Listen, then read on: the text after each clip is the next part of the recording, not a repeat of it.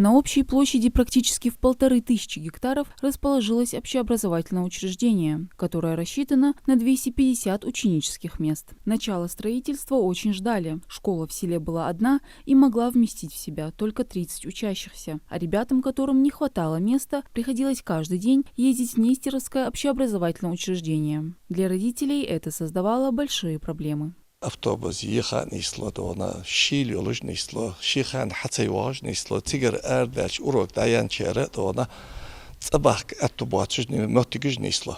Я ишквал езжери эль езж айер. Койурт до население эзгер эль цаэж дона чакка дона встречу дона бачах вено цу усилий приложить я дона хот хайер программ пробития дона улкант.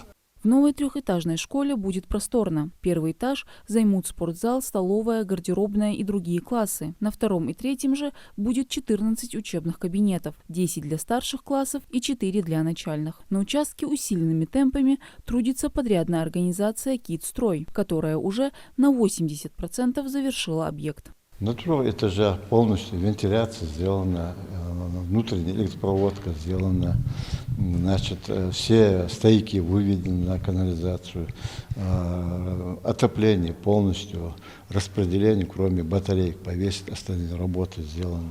Возведение Альма-Матер начали в декабре прошлого года. Вся работа под контролем технадзора. Они ведут проверку качества входящего материала и всего технологического процесса в соответствии с проектно-сметной документацией. На данный момент работы ведутся полным ходом.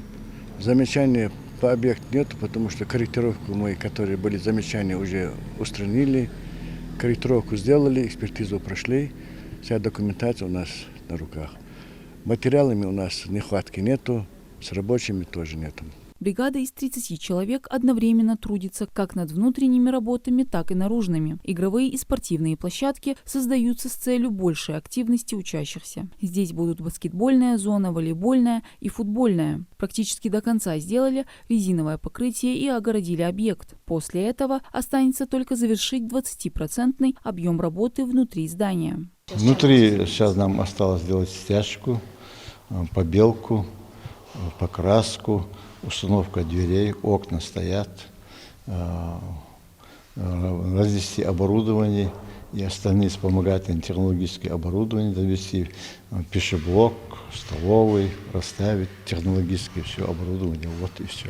На все работы было выделено более 240 миллионов рублей. Завершение строительства школы с нетерпением ждут педагоги, школьники и их родители. Подрядчики заверяют, что к декабрю школа будет полностью готова к образовательному процессу. Мадина Цора, Акрамат Десхоев, Магаз 24.